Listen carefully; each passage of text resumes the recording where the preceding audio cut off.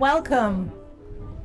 Good afternoon. I'm Shireen Hart, the chair of the Leahy Center for Lake Champlain Board of Directors. I want to welcome you all to this event celebrating the enduring legacy of Senator Patrick and Marcelle Leahy. It's an honor, obviously. And 6 years ago, or 3 years ago, as a board member, I think the proudest accomplishment was the search committee that many of us served on. So 3 years ago, when we were conducting our search for the executive director, we were just about concluding a phase of it and closing it when the person who was helping us said, "There's just one more person I think you ought to meet. The only problem is he's on a boat and he's somewhere near New Zealand with his family. So he's not available right now, but on Saturday or Friday at 9, he should be moored and you should be able to talk to him." So it's my absolute honor to introduce Ted Lawson, who eventually we were able to interview and coax back from New Zealand with his family trip. So.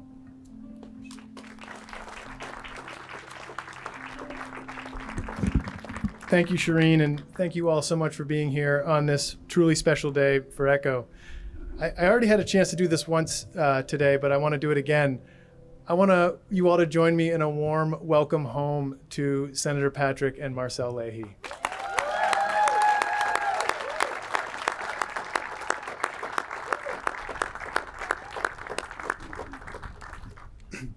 And before we continue with the program, I want to ask all of you to just look around you for a minute at this place where we are right now. Look at the people enjoying the park, the bike path, the lake, this building. This building just celebrated its 23rd birthday. 3.5 million people have walked through our doors in the last 23 years. 25 million people have walked in front of this building using the bike path, coming to buy a creamy, hanging out in Waterfront Park. All of that, you go back a few decades, all of that was just a dream. This wasn't a resource for our community. And look what it is today. And none of this would be possible without many of the folks who are in this crowd, which is what makes today so incredibly special for ECHO, is we get to celebrate with all of you, folks who had a heavy hand in making this dream a reality, but also to celebrate it with the Leahys, who had the heaviest hand in making this incredible transformation of the waterfront possible. Joining us today to help celebrate the Leahys is someone who needs no introduction to this crowd. Ernie Pomerleau is one of Vermont's most respected business leaders, civic leaders, philanthropists. You really can't go more than about 10 feet anywhere in this city in any direction before you bump into something that Ernie has helped uplift, bring to fruition, and helped sort of improve the vitality of the city. And Ernie also has a very special relationship with Marcelle and with Senator Leahy, because Ernie was actually there the day they met on the shores of Lake Champlain. And Ernie was there the day they were wed. And Ernie has been with them and by their side and helped in so many of the causes that they've supported in the decades since. So without further ado, I'd like to welcome Ernie up to say a bit about his own perspective on the Leahy legacy. Thank you. I'll only say the nice parts. So this is, after intermission, this is Act 2, right? So you get to hear some of this again. But when I talk about the Leahys as a synergistic couple, I mean, just stand here. That's why we're here. And you look around the corner and there's a boat called Marcelle.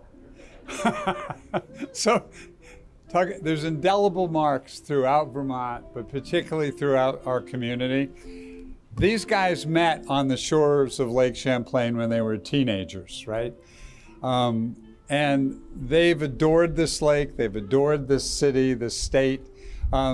They have been on the water, in the water, and under the water because they dive.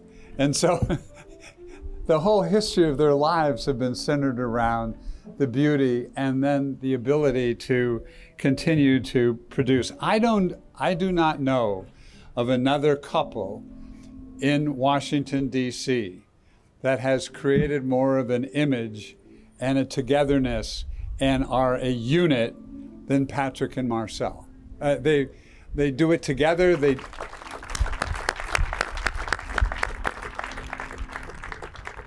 do it for the good of the nation, and they do it for the good of Vermont. And to have a 50-year history of that is unheralded.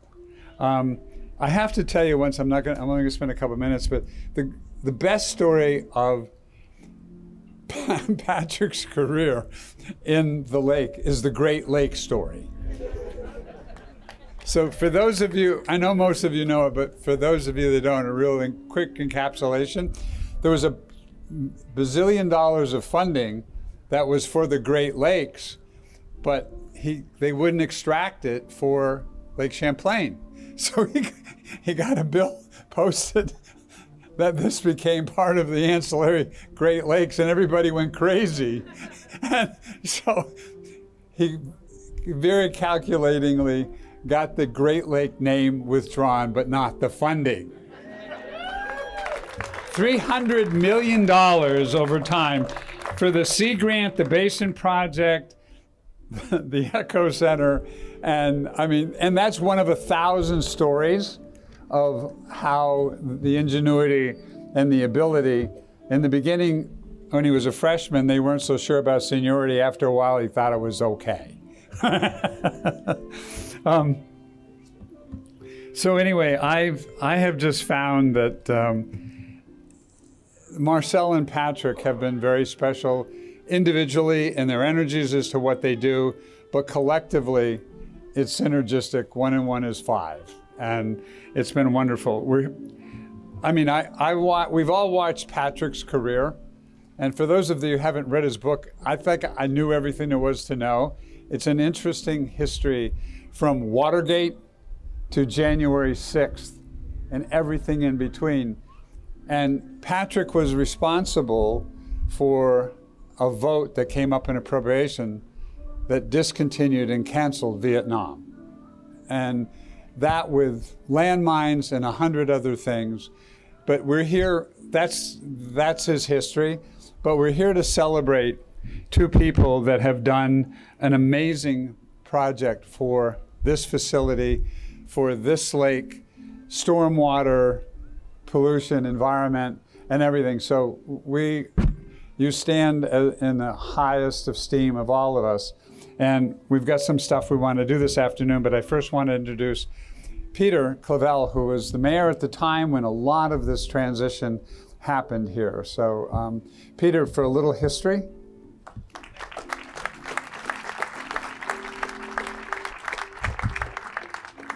So as we celebrate the present and also as we plan for the future, I think it's appropriate just to pause for a few moments and reflect on the past.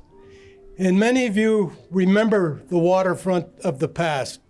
And when I say the past, I'm not talking 100 years ago. I'm talking the 1980s. But there's also some younger people here that may not remember. So let me paint a picture of this waterfront. In the words of Pat Robbins, this is a quote: "It was a dump. It was a dump, and there was Zippo," he said, "Zippo reasons that anyone would want to go to the Burlington waterfront." You know, for more than a century, this waterfront was the center of Burlington and of the state's economy. But that began to change in the 50s and the 60s for a variety of reasons. In the city, the people of this city turned their back on this precious resource, Lake Champlain. This waterfront was an off-limits zone. There was a junkyard there. There were dozens, not one, not two, but dozens of rusting oil and gas storage tanks going all the way up past the sailing center and into the urban 40 and down south, Perkins Pier, even further south. This was a railroad, abandoned railroad tracks here. The junkyard was there. The soil upon which we stand was contaminated, and the water was polluted. But look at it now. Look at this waterfront now. This is the people's waterfront. But I need to remind folks that this did not just happen. Required many actions of legislation. Legislation at both the local level, the state level, and the federal level for this to happen. This required litigation. It was along this bike path that we went to the United States Supreme Court to uphold the Rails to Trails statute. The city came into ownership of this land as a result of a landmark case, the public trust doctrine. And it required intense negotiation to purchase this property from the railroad and to make it public land. So this waterfront exists today because of a mix of public and private investment, and also the investment made by the private sector, and I'm particularly thinking of Main Street Landing on this waterfront.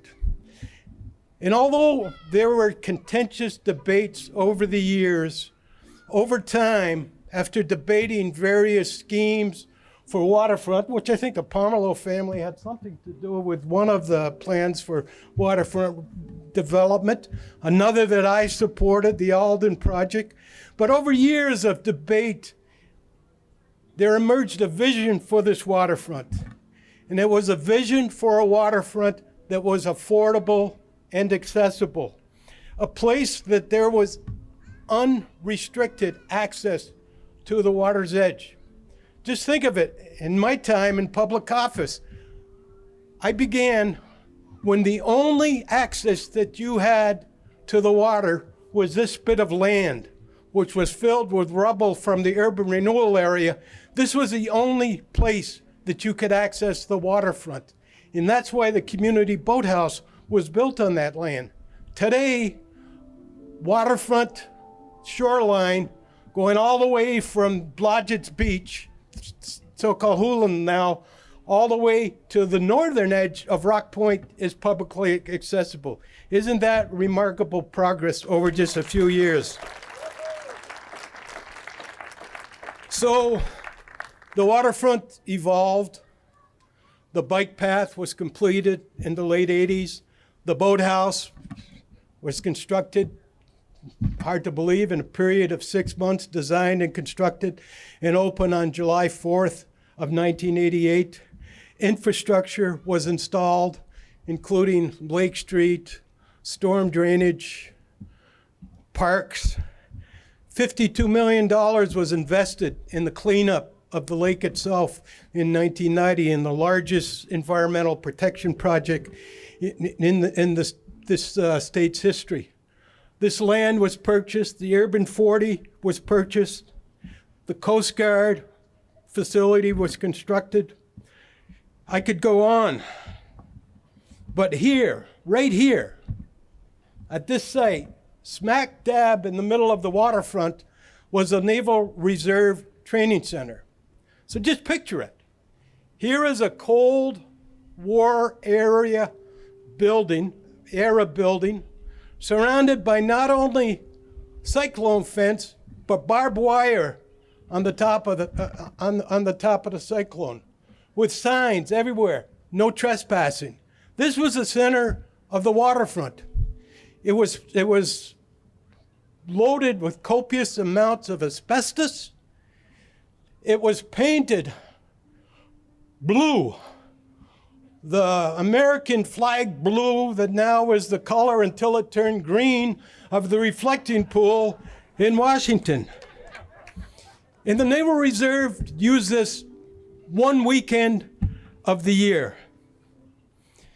So the first thought was go to the voters and ask for money to relocate the Naval Reserve, a vote that required 2/3 approval. And the voters, understandably so, said, sorry, but that's not our highest priority, is to fund the U.S. Navy. So that's when I once again knocked on the door of our senator and said, Senator, we need some help. And the senator always listened. And he said, okay, this won't be easy, but we'll make it happen. And of course, we were able to make it happen because he did have, as been mentioned, 48 years of seniority. Can you imagine? 48 years. It also happened because he was the chair of the Senate Appropriations Committee. So when no one was looking, Senator Leahy snuck some money into the Department of Defense, into the military budget for construction activity. And lo and behold, the Naval Reserve Center was relocated from Burlington to White River Junction, where they don't have a lake, not even a Great Lake.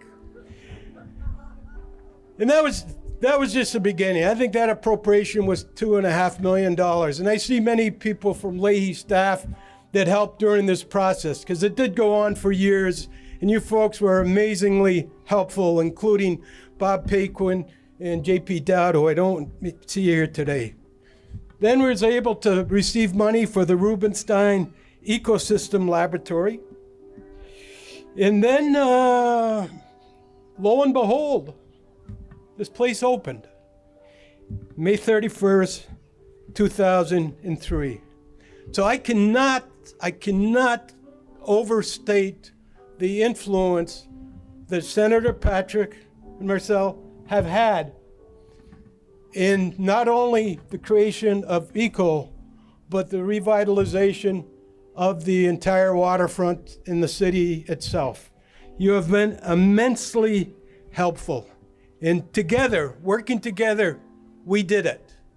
And when I say we, I need to emphasize that. It took us all.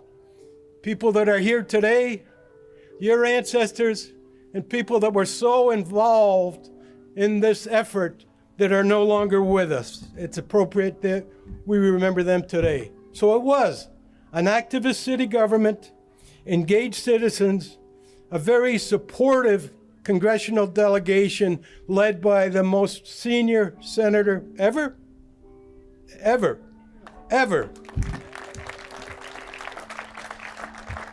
It required the immense support of state government as well, and they didn't always view Burlington as being part of the state of Vermont, so at times that was challenging. But we got it. We made it happen. It's not only public investment, but it's also private investment, and it's also generous donors. Philanthropy is alive and well in this community. Frankly, it seems that at times in the past, it was more alive than it might be today. And part of what we're here today for is to juice up folks in terms of saying, okay, if it's so much fun to give, we want to give. And I think Lisa and Pat Robbins, you've been great role models. There's still an opportunity. Now, Lisa and Pat, I don't want to say that they're easy targets, but they've been very generous. There have been others that you need to squeeze a little more, twist their arms, shake them upside down until the money fell out of their pockets. And there were people in this community that did that. Not only supported this effort individually, but shook down others. And among those leaders of the shakedown crews were Dan Feeney and Sarah Meiskin. So I want to invite you up here to be recognized and thanked for your efforts, but also to preside over the unveiling. Thank you very much.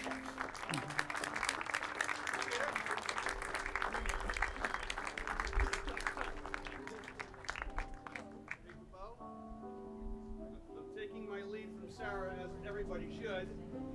That comes off. Clips.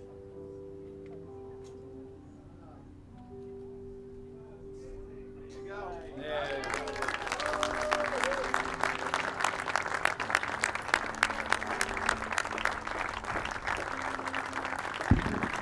Thank you. We thought it was important because I want you to all come up and visit this plaque, but there's some really special inscriptions on it.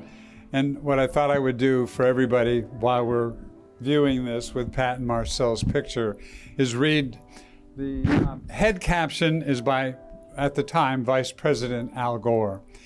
There are no better advocates for the state of Vermont and for Lake Champlain than Pat and Marcelle Leahy. There is no public servant who has done more to ensure a bright and healthy future for the region than my dear friend, Pat Leahy. That's the beginning. And then there's a little story. A lifelong bond.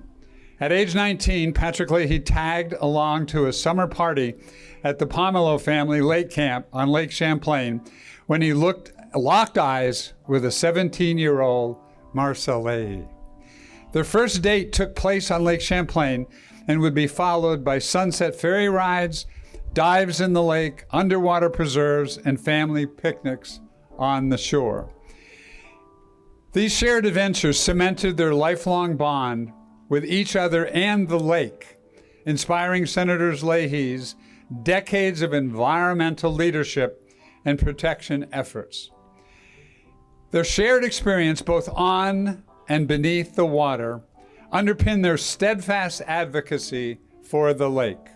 Senator Leahy leading public investment in its protection, and Marcelle championing research and public programs that shaped the lake, and also has a Marcelle research boat. The second piece, a legacy of stewardship, and how critical is this? Senator Leahy is the fourth longest serving senator in history, casting 17,000 votes throughout his career. He secured over $300 million in federal funds to clean and conserve Lake Champlain. His leadership helped establish the Lake Champlain Sea Grant, the Lake Champlain Basin Program, and the Patrick and Marcelle Leahy Center for Lake Champlain. Named after Senator Leahy and his wife Marcelle, the center, the Echo Center, integrates lake research, science education, and public outreach. It connects Vermonters to the lake and exemplifies the Leahy's commitment to public service and protecting our state's natural heritage. Burlington's waterfront transformation, as Peter just talked about and is inscribed. In the 1800s, Burlington's waterfront was a transportation hub, bustling with rail cars, steamships, and busy lumber yards. By the late 20th century, it had become an industrial wasteland of barbed wire, junkyards, and abandoned buildings. Built in 1949, the Naval Reserve Center that Peter was referring to, building embodied the waterfront inaccessibility, boxed in by chain link fencing, barbed wire, and no trespassing signs. In the 1980s, after decades of debate, Burlington citizens and city leaders came together to reclaim the waterfront, transforming it into parks, a bike path, and a community boathouse. Their shared vision, as Peter had very eloquently told us, culminated in the creation of Echo Leahy Center for Champlain, made possible by Senator Patrick Leahy's leadership in securing the relocation of the derelict Naval Reserve. Today, Echo is a community hub standing at the heart of a vibrant and welcoming waterfront. And those are words that are inscribed for all time right here, and we thank you.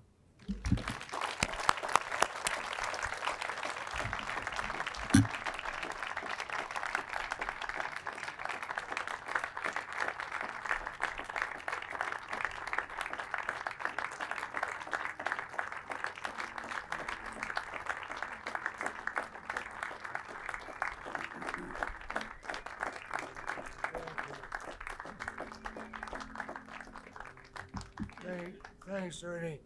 It's always nice to have a member of the family introducing you.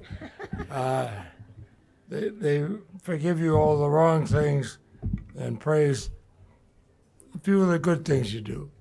And Peter, listening to you talk about this waterfront, I'm not going to give you a long speech, but I guess I have to tell you how much this means to both of us.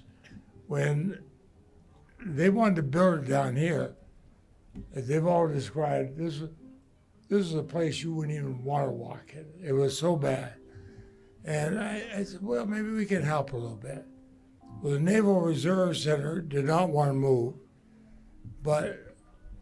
and also they had one in New Hampshire didn't want to move, and somebody came up with the idea, let's join New Hampshire and Vermont's Naval Center. And they thought that'd be great, especially the people in New Hampshire, they could be on the ocean. Well, it's on water.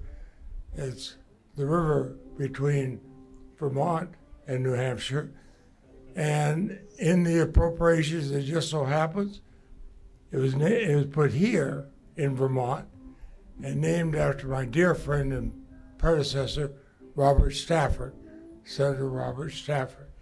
He was Mr. Republican, and he took me under his wing when I became, at that time, the only Democrat to be elected to the Senate. So we named that after him. That took care of that. A veteran of the Navy. Hmm? A veteran of the Navy. And he, of course, he was a veteran of the Navy, served in World War II and Korea in the Navy. And then we had the Coast Guard. They said, well, it's federal property. This is ours. I said, well, yeah, you got a nice little place there. But how would you like something like this? And I showed them a plan. They said, well, they don't have anything that nice on the ocean. I said, yes. And where can we get the money? I said, yes. And so you see that beautiful Coast Guard center over there, and it's proven it's worth. There's so much training that goes on there, but it got out of here. Now, they left a big spot here, but so many people came. The late Frank Murray and others came to see me. They wanted to build this. I was all for it, especially as nobody knows better than Ted Lawson. It was going to be research and place for people to learn. We talked about it. Ernie talked about how much Marcelle and I loved being on the lake. So there was a section 32 in a footnote in the appropriations bill, and lo and behold, here came the money. So they brought a model of it to my office and said, see, this is what they're going to build. I said, that is beautiful, thank you. They said, well, don't you want to know what we're going to name it? I said, oh, whatever you want. And they pulled a strip of tape off and it said, the Patrick Leahy Center. I said, I don't want to feel ungrateful, but Marcelle and I met on the shores of Lake Champlain, as has been said here before. Knowing her, being with her, being married to her, changed everything in my life. Everything I've accomplished, I've been able to do because of Marcelle's help and support and being there with me. Can we put her name on there too? I said, oh, sure. And that's why it's Patrick and Marcelle Leahy Center. And we're so proud to come in there. And I think of one day we came in and it was very noisy in there. These kids are playing and somebody said, sorry about the noise. I said, no. That's what we want. We want to hear this. We want to hear people, children thrilled and learning in there. I've seen the people who volunteered, scientists who were tired of retirement, came back here and started teaching kids what's in the lake, what grows there, what doesn't. And then when we got the research boat, we were able to go down hundreds of feet and see that Marcelle and I are both scuba divers. We've gone scuba diving down there. And don't tell anybody, but it's warmer in the Caribbean for scuba diving. But this is home. And what we've seen, well, I'll stop with this, but this means so much to us because my whole life, everything that's counted for me revolves around meeting Marcelle and being able to walk on the shores of Lake Champlain and dream dreams that teenagers never should have been able to dream because it'd be impossible. But they came true because of her. Do you want to say anything? I think you've said it. Thank you. Thank you all. Thank you, everybody.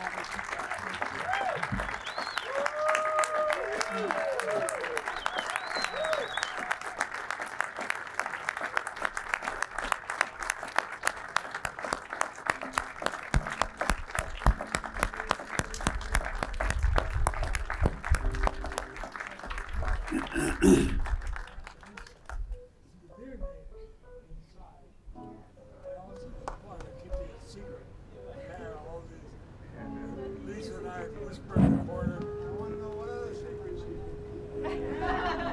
It wouldn't be a secret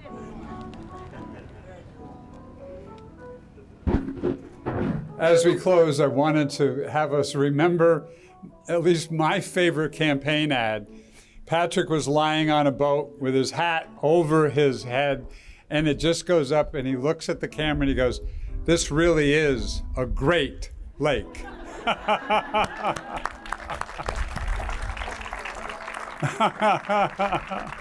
Anyway, as we bring this to close, on behalf of us all here and on behalf of the entire community in the state, Pat and Lisa, our heartfelt thanks.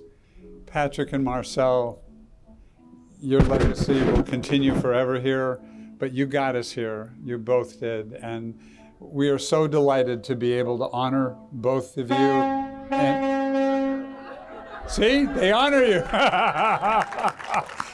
I couldn't say it better. Anyway, on behalf of all of us, thank you, thank you, thank you. And there's creamies. Oh, I guess there was. Maybe they're gonna. Yes, there are. Oh, Ted is opening creamies. So feel free to mill around, and I'm sure they can answer some questions you may have. But thank you.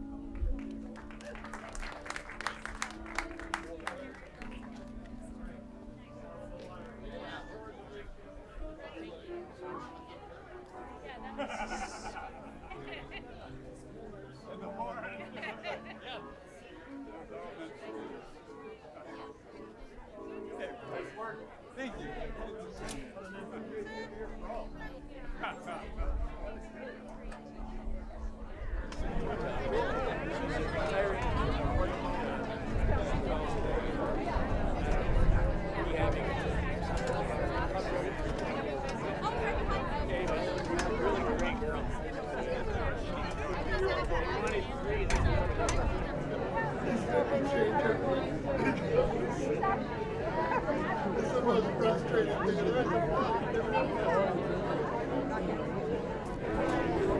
She's spending the summer doing an internship in the University of going out on the Marcelle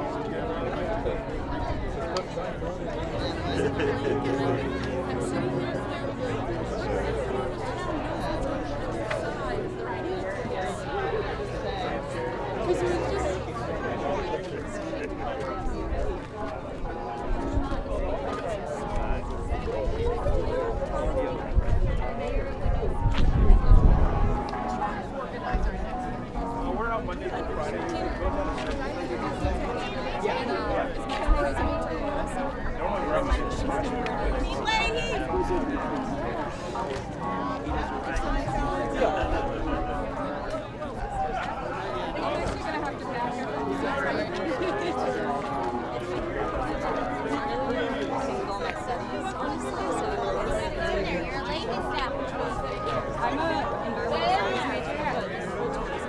Chuck Ross!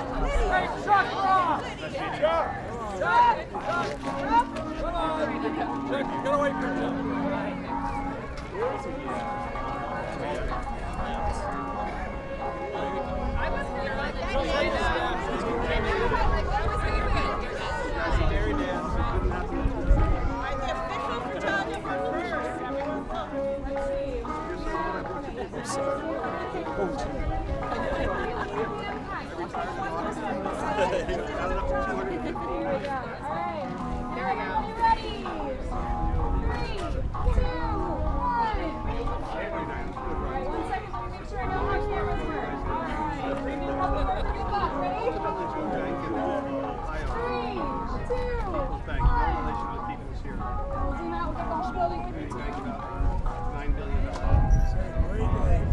Hi.